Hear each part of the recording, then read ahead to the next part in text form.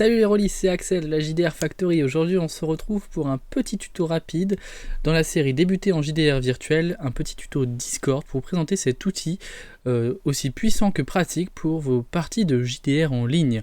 La première étape pour Discord, ça va être de télécharger le logiciel. Pour ce faire, vous rendez sur le site discord.com, vous avez téléchargé pour Windows, vous pouvez aussi ouvrir Discord dans le navigateur, c'est aussi une option.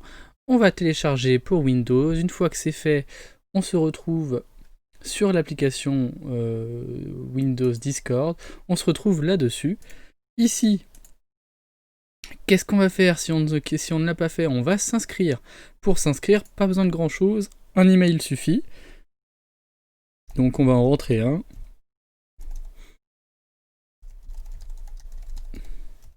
Un nom d'utilisateur. On va mettre Axel. Un mot de passe.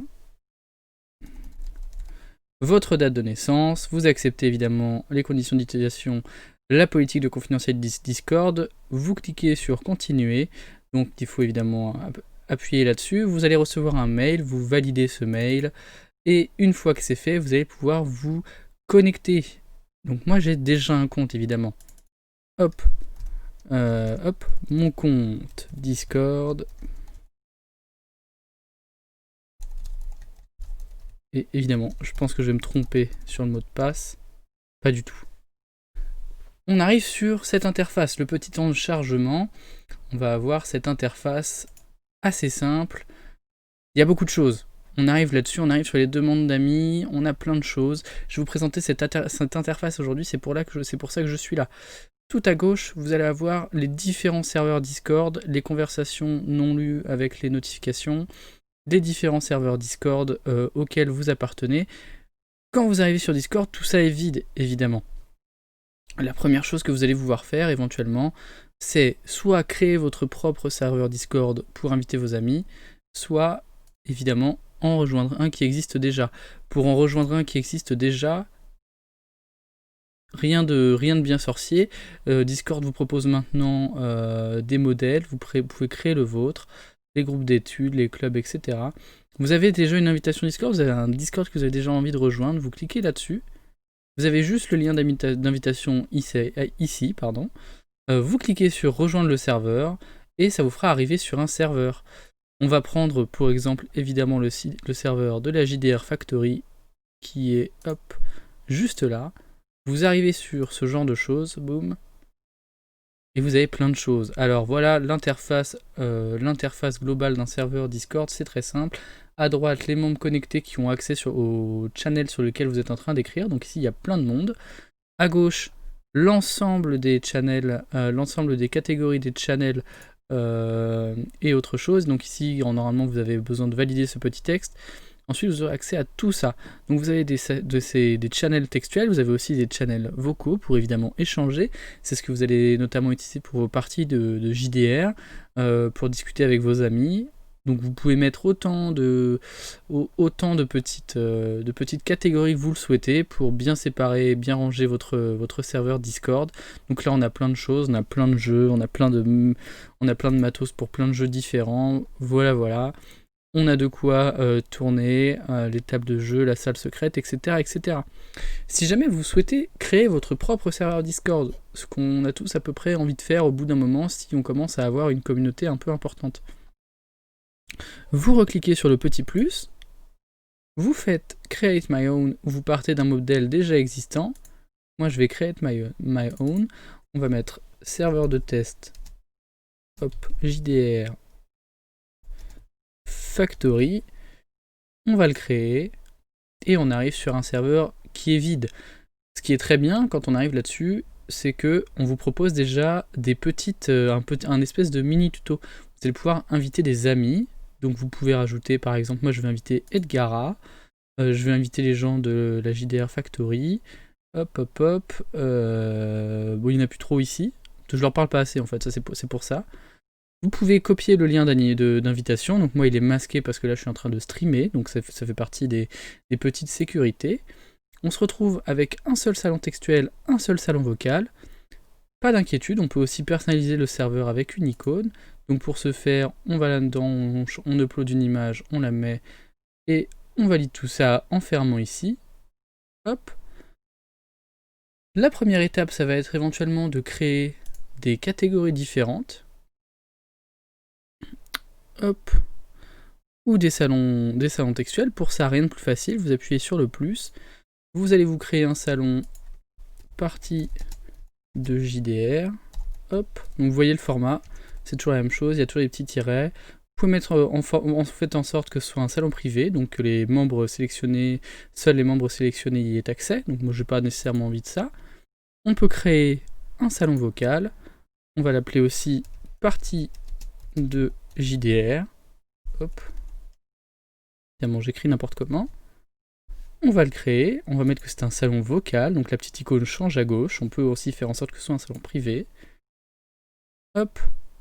Ici, simple clic droit. Si j'ai envie de ranger un peu mieux mon bazar, je vais aller créer une catégorie. Partie entre amis. Je crée la catégorie et dedans, c'est tout simple, je fais un petit glisser-déposer. Et boum, globalement, la première base de votre serveur Discord est créée. Évidemment, vous allez avoir plein de petites options de personnalisation, notamment en gérant les paramètres du serveur. Vous avez plein de choses, donc les différents rôles. Donc imaginons que seuls les rôlistes, les joueurs en fait, doivent avoir accès au salon qu'on vient de créer et à la catégorie qu'on vient de créer. Qu'est-ce qu'on va faire? On a le rôle Everyone qui est affublé à toutes les personnes qui rentrent sur le serveur. On va aller créer un rôle, hop, qu'on va renommer. On va l'appeler le rôle joueur. Pour le reconnaître un peu plus facilement, on va lui mettre une jolie couleur violacée. Hop, on va aller regarder un peu les paramètres du rôle. Ici, vous pouvez mettre un peu tout ce que vous voulez. Est-ce qu'il peut gérer le serveur? Est-ce qu'il peut gérer les rôles? Expulser les membres, bannir des membres? Alors attention, évidemment, il faut faire attention parce que des gens qui auraient ces pouvoirs-là pourraient faire virtuellement un peu n'importe quoi, gérer les pseudos, gérer les emojis, gérer les webbooks. Donc là, on dit qu'il peut lire les salons textuels et voir les salons vocaux, envoyer les messages, gérer les messages non, les mentions. On a globalement à peu près tout ce qu'on veut. On peut se dire qu'ils peuvent déplacer des membres, au cas où, si on veut faire un deuxième salon pour une espèce d'arrière-salle. On enregistre les modifications. Le rôle joueur est créé. On n'a plus qu'à aller à partie entre amis, donc la catégorie. On va aller cliquer dessus, on va aller modifier cette catégorie. On va aller regarder la vue d'ensemble, on peut renommer la catégorie. Et ce qui va nous intéresser, c'est les permissions. Donc ce qu'on n'a pas fait au début et qu'on peut faire maintenant, c'est faire en sorte que cette catégorie soit privée. Hop. Donc il nous pose la question de qui peut accéder à cette catégorie. Donc on va ajouter un rôle ou un membre. On va cliquer sur les joueurs. Hop. On va aller voir sur les Advanced Permissions.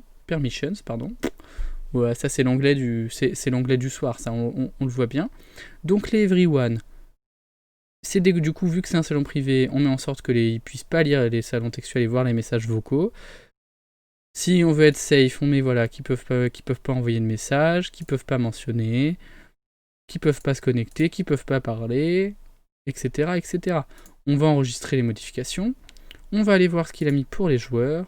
A l'inverse, les joueurs peuvent aller voir les salons textuels et voir les salons vocaux, envoyer les messages, joindre les fichiers, voir les anciens messages. C'est important, sinon ils ne voient pas l'historique des messages et ça peut donner tout un tas de petits problèmes. Utiliser les emojis éventuellement, ajouter des réactions, se connecter, parler, se mettre en vidéo, déplacer les membres, on va le rajouter, utiliser la détection de voix s'il le souhaite et ajouter les modifications. Donc là, si on avait plusieurs personnes, dont un qui n'a pas le rôle joueur, eh bien il ne pourrait pas aller dans ces salons-là. On voit le petit cadenas qui s'est rajouté ici, je ne sais pas s'il est bien visible, mais en tout cas il est bien là. Vous avez les bases pour créer votre compte, rejoindre un serveur Discord, créer votre propre serveur Discord, créer vos catégories, créer vos différentes channels, gérer les permissions. Vous avez la base pour faire du jeu de rôle en ligne. Il ne vous manquera plus qu'un micro de bonne qualité, éventuellement une caméra si vous souhaitez un peu plus d'immersion, mais en tout cas, voilà, vous êtes prêt à utiliser Discord. Je vous souhaite une très bonne fin de journée. A plus sur la GDR Factory. Je vous invite, si vous le pouvez, si vous êtes toujours là, à nous laisser un petit pouce vert, un petit pouce bleu sur YouTube, des commentaires, ça fait toujours plaisir, ça nous aide vachement. On essaie de toucher le maximum de monde, surtout en cette période de confinement. On a plein d'émissions hyper sympas, la petite histoire du JDR, nos actual plays, nos talks. On essaie de faire le maximum de contenu aussi qualitatif que possible. Donc si ça vous a plu, laissez-nous des commentaires et des pouces bleus. Allez, ciao ciao.